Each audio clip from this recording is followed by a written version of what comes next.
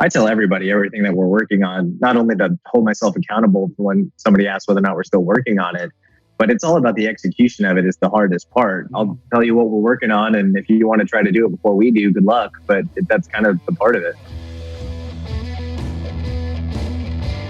Welcome to Honest E-commerce, where we are dedicated to cutting through the BS and finding actionable advice for online store owners. I'm your host, Chase Clymer. And I'm your host, Annette Grant. And we believe running an online business does not have to be complicated or a guessing game. If you are struggling to scaling your sales, Electric Guy is here to help. To apply to work with us, visit electricguy.io/connect to learn more. And let's get on with the show.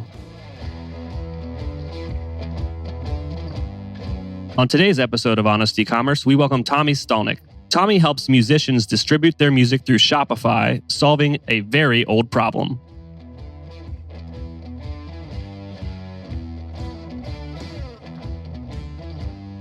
Hey everybody, welcome to another episode of Honest E-commerce. This one's going to be super fun because it is blending my previous life and my new life as a, e-com expert, I guess. But yeah, today we welcome to the show someone I actually met at Shopify Unite, and we finally are connecting on the podcast. So today I'm going to introduce the founder of Single Music, Tommy Stalknecht. But before we kind of get into what Single Music is, Tommy, do you want to give me a bit about your background? Yeah, sure. So first off, thanks for having me. Yeah, so what we do, so my background kind of leads into what we do. So where I came from is I went to recording industry college here in Nashville, Tennessee, about 10 years ago. And then when I left, I started working for an agency overseeing I was an account manager at the beginning, working with like Charlie Daniels and Kenny Rogers and a lot of those people, a lot of like high level country artists. And then I moved over to overseeing kind of music for the entire company.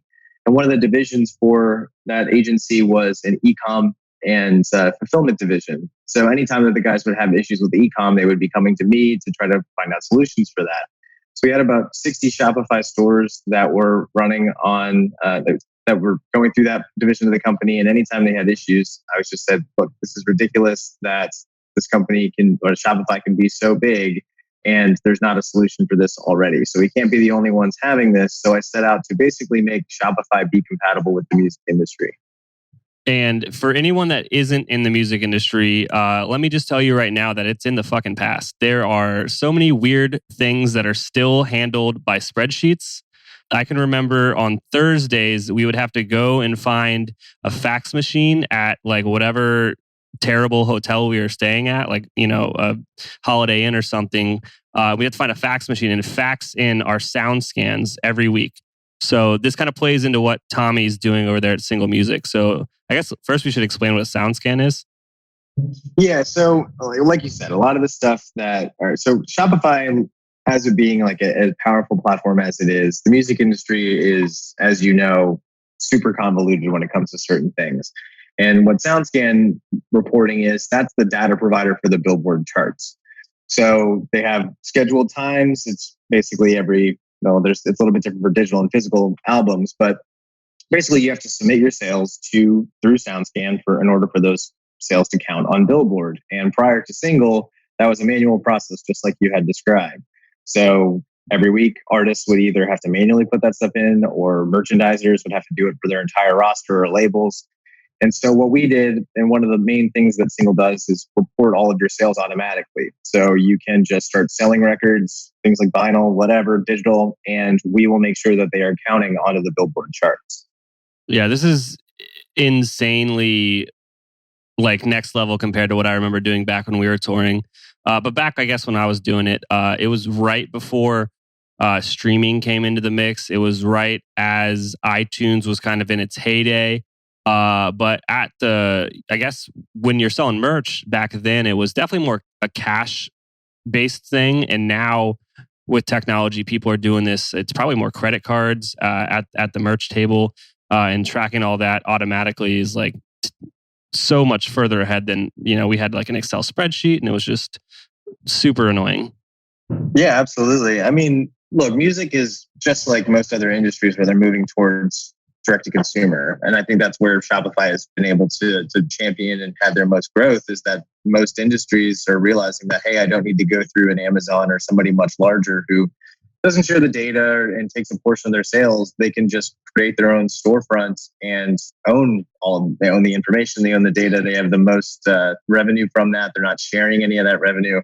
So it ends up being way more lucrative for them. And so you're seeing a ton of major artists and even independent artists starting to create their own home on the web, kind of getting back to how it used to be prior to even social networks, where you would drive traffic to your own website. But now you can drive traffic to your own store. So and it pretty much is the same. But like you said before, music tends to be like 5 to 10 years behind the curve on most things. And they're just now catching up on the direct consumer side.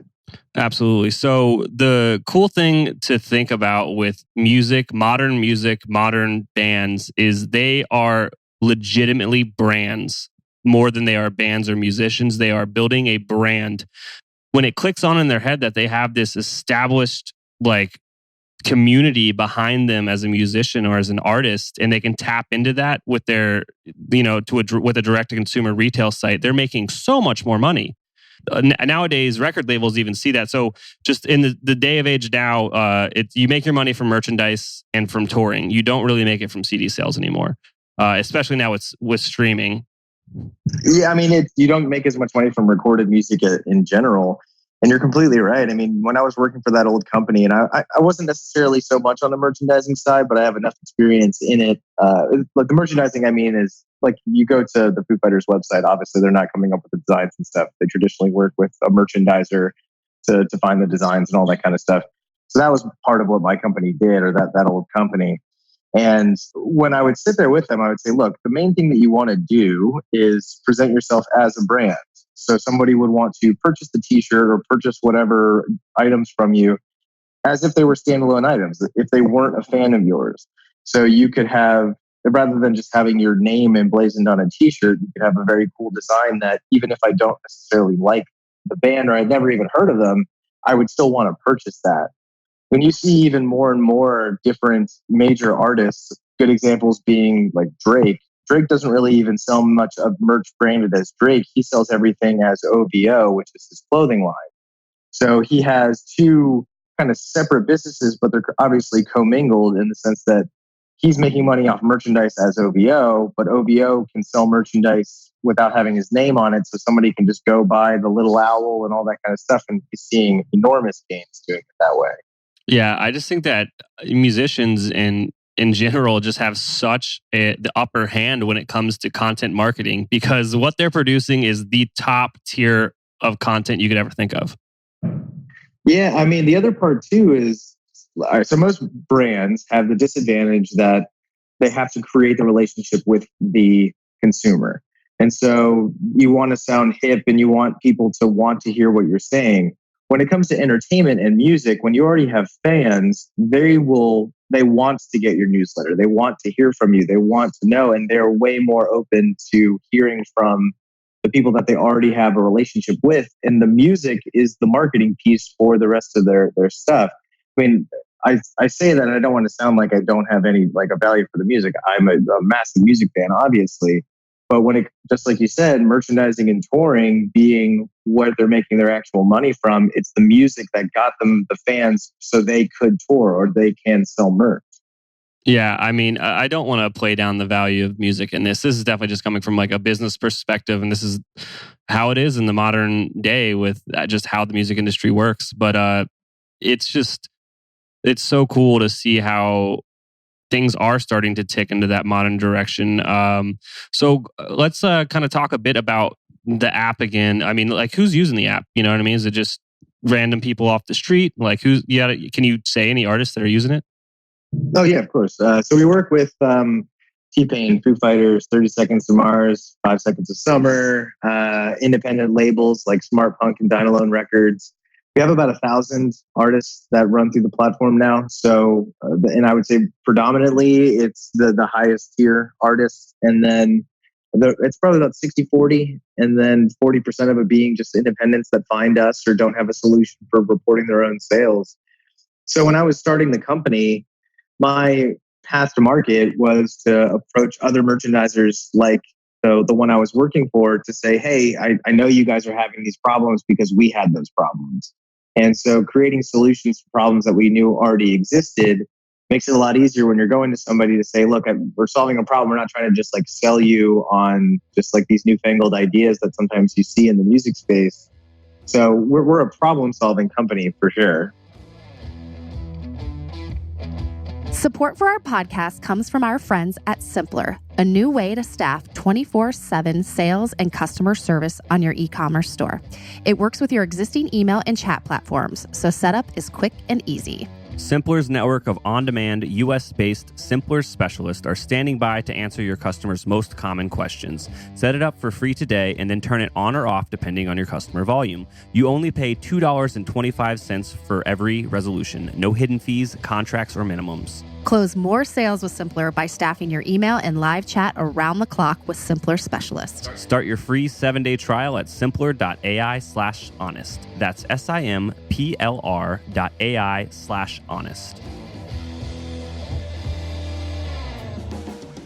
So now that you've been kind of doing this for the last couple years, what kind of trends are you seeing with some of these bands and how they're kind of capitalizing on owning that direct-to-consumer relationship? Are there any trends that you see or just like things that stand out?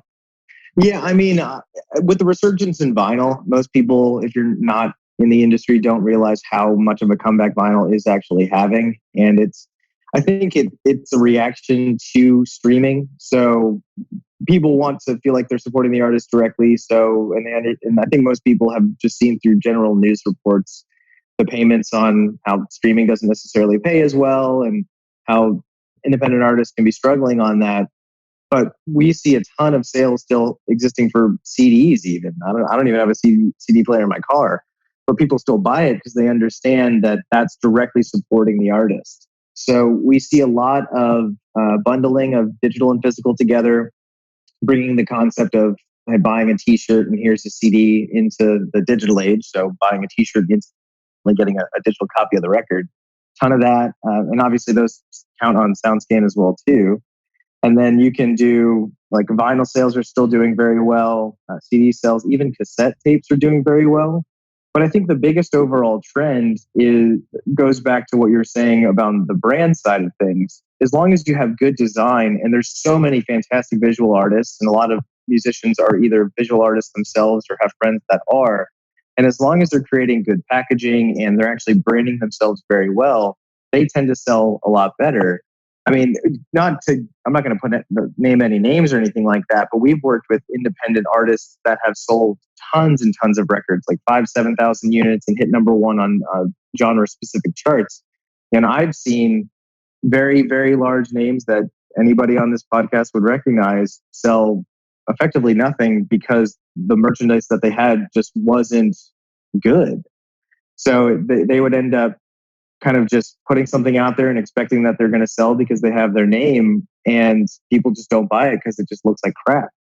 That's a fantastic point, actually. I think that some businesses, not even like musicians or bands or anything like that, it's just some businesses in general think once they kind of get over that first hump and they start to see those sales or they start to see that traction, they can just slap their name on any old thing and it's going to sell. And that is so wrong. It's got to be curated. It's got to be what your audience wants. It's got to be cool. It's got to be hip. It's got to be sexy. You know what I mean? It can't just be, oh, well, here's 10 things in a catalog we can throw our logo on. Let's do those. That's a pathway for ruin. Yeah, definitely. And I mean, the other cool thing too is you're seeing a lot more creativity in what people are offering. We had Lil Pump. Lil Pump is a rapper, and he put out chains on his website, and those chains sold a ton. So he had these custom-made chains that were silver, and when we put them up there, weren't necessarily expecting them to sell as well as the rest of the merch. And those, I think he sold about 7,000 just individual chains. That's wild. You know what I mean? Especially because the price point on that was probably more than like a t-shirt, which is probably what most people think about when they think about bands and musicians. It's like, oh, they're just selling t-shirts, right? Yeah, I mean, that's kind of the easiest path for anybody that doesn't think about it creatively. I've seen people do even that old company that I was working with, they would do things like making tea bags for a tour. Like the artist would sell tea. on tour. And I've seen other ones where they come up with some of just the craziest stuff, and that sells well because they know who their audience is. And that was like an independent band that was kind of more in the sense of they would assume that their fans were tea drinkers, and that it was when they brought them out on tour, they sold them online, they sold them. And it's just being creative and understanding who your audience is outside of just selling them a t-shirt. Absolutely. I actually, notably recently, I know of a band, they were in the metal scene and they sold hand axes with the release of their album. Exactly. I mean, that kind of thing. And it does really well. So I think that that's part of the biggest thing is to set yourself up outside as differentiate yourself. There's just so much content and there's so much stuff that somebody can buy that showing something that's cool and trinkets and things that are unique are selling a lot better than just the basics that people are used to. Like, I don't necessarily buy band t-shirts anymore, but I'm really big on collecting art prints, either from shows or online. Oh, yeah. Covered in art prints, just because those are what I like to have. And I think it's cool to have visual art, and they last longer for me than a t-shirt because I'll just destroy it. But it's, I mean, there's a ton of cool stuff that you can sell. Absolutely. So let's kind of pivot a little bit here because, any listener of our podcast is like, hey, I've got an online store. I'm not a band. I'm not a musician. So like, how could we translate some of these efforts that are happening kind of in the music world over to just say like direct to consumer e-commerce? Like, I definitely know there are parallels. Yeah, definitely. I mean, so we put out something recently that we call boost links. And the idea behind that is so bundling of a digital album with a t-shirt is a fairly common practice, but there's things like bundling follows to playlists or subscribes on YouTube and that kind of thing. So when somebody purchases an item, the person that purchases immediately gets delivered an email that has a link list set of whatever platforms that you want to promote. So that could be so brands doing a lot of their culture marketing is setting up things like playlists on Spotify. So you could be a makeup company that has a weekly playlist on Spotify that has different music that you feel relates to your brand. And you can funnel fans or your customers to those playlists. And over time, if that playlist becomes big enough and has enough followers, you can monetize placement on that playlist. So not only can you promote yourself through music and marketing, but you can also create new revenue models through marketing that you might not have even thought of before.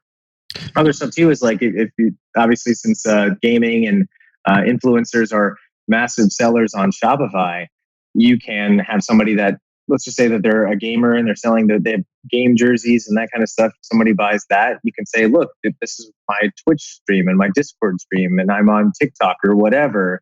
And so a way to kind of expand your other marketing through the sales that you're already making and saying, look, you might already be a fan of mine on Twitch, but you might not know that I have a Discord channel, or you might not know that I'm a YouTuber or whatever. So you can kind of grow all of your different platforms around the people that are already kind of supporting you the most. Absolutely. And just going back to the beginning, there is something that's I feel often overlooked with many brands, like direct consumer brands, is bundling a physical good with a digital deliverable. That can do wonders for your business. You just got to think about kind of what your target audience is into, and give them something cool. I've seen it done with like ebooks. I've seen an interior design. They cultivated like beautiful pieces for your home, and what came with your products was like a interior design ebook on how to design your home better. Yeah, exactly. I mean, there's tons of. I mean, it's kind of it's content marketing as well too. So a lot of people are saying how, like, obviously running blogs and becoming a kind of an authority in your space. If you can offer more content around that, then that's just more things that you can offer to differentiate your store and your value versus somebody else's. Absolutely. And it's just about thinking creatively, going back to those items. It's like, all right, you know what your audience wants. How can you creatively serve them? And the best thing about digital products is it doesn't cost you anymore to sell another one or give it away. No, not at all. And that's the thing. And when you're talking about sending out an ebook or something like that, yeah, the cost is effectively nothing. We monetize on the music side of things because there's more into it to get it to go on to the charts. So we have our software is a little bit more robust on that side of things. But there's tons of stuff that if you can, it's a good example would be my aunt. So she makes like beaded jewelry. So she makes beaded jewelry, but she also sells the template. So how you could do that yourself at home. Like they sell those as well. She sells them on her website too. Also on Shopify, I built it for her. But what's something that she can do and others can do is whenever she sells a bracelet, you could also include how you can make this exact bracelet that you just purchased from her at the same time. Like this is the plans for making that exact bracelet. So if you wanted to try to do it yourself, you're just growing the community around what you're selling as an authority. You know what? I think that's fantastic. I think people are oftentimes scared to give away their secret sauce. And it's like, hey, people are lazy. They often just want you to do it for them. Oh, yeah. I mean, that's the thing where and whenever somebody has a great idea and they're starting a company, they always try to hold their secrets. I tell everybody everything that we're working on, not only to hold myself accountable for when somebody asks whether or not we're still working on it, but it's all about the execution of it is the hardest part. I'll tell you what we're working on. And if you want to try to do it before we do, good luck. But that's kind of the part of it. Yeah, I think that's kind of a calling card for a young entrepreneur, which I'm not knocking young entrepreneurs by any means, but often when young brands or young entrepreneurs reach out and they're like, hey, I want to tell you about this idea, but you have to sign this NDA. It's like nobody is going to be as passionate about what you're about to tell me or about what you want to do. Nobody's going to have the idea as fleshed out as you do. And you know what I mean? It's not worth an NDA. No, I used to do that when I started, like back in 2015 when I was first coming up with the idea. I was doing exactly that. And then now I'm like, this is everything that we're working on. So you stay interested in what we're doing. Absolutely. And especially when you're talking to smart people, they won't sign NDAs because technically, if they're in a similar space, i.e. e-com, almost nothing's proprietary. No, I mean, nothing that and that's the thing. We are very honest about what it is that we do here at Single. We're not creating something necessarily all that flashy. I mean, it's much better of an experience both on the artist and on the fan, but we are solving problems that have just been around for a long time. We're creating solutions that make their lives more easy. And it's kind of in a non-sexy part of the industry. We don't work on the blockchain. We don't work in streaming. We just solve problems that we know exist. And so the biggest thing for us as an app developer is going to our agency partners and artists and just straight up saying, what are we missing? What do you want to see? What would be beneficial to you to help you grow your store? Because for us, since we monetize on the music side, we don't take any portion of the physical merchandise. Shopify handles all of that. But when you're running a digital album, it behooves us to support you to get more sales because it benefits us as well. So we have a vested interest in the success of our artists to make sure that when they sell, so we in turn also make money ourselves. Absolutely. Well, with that being said, I think we've kind of reached the end here. Is there anything else that you feel that would be valuable to share with our audience here? No, I mean, I think the biggest thing is if you're I have plenty of experience in e-commerce outside of just music alone. And I think the biggest thing is understanding that it is a business. And I think a lot of people try to get into e-commerce at the beginning thinking that it's just this quick solution to start making a ton of money, not realizing that it is a full-time job. I mean, you're creating a business. So there's going to be tough times where it's not going to go as well or your sales won't be that great. It happens to every business, but it's how you work through those and then find the issues and then find the solutions to those problems so you can get to the next quarter. And then you'll have a better quarter and then it kind of pick up some snowballs and ups and downs, but just to not get kind of burnt out on it and understand that it's going to be a grind. Hey, Tommy, that's pretty much what Honest E-commerce is about right there, is telling the truth, and you hit the nail on the head. Cool, man. Well, thank you for having me. Thank you. We can't thank our guests enough for coming on the show and sharing the truth. Links and more will be available in the show notes. If you found any actionable advice in this podcast that you'd like to apply to your business, please reach out at electriceye.io/connect. Please make sure to subscribe on Apple Podcasts, Spotify, or your podcast app of choice.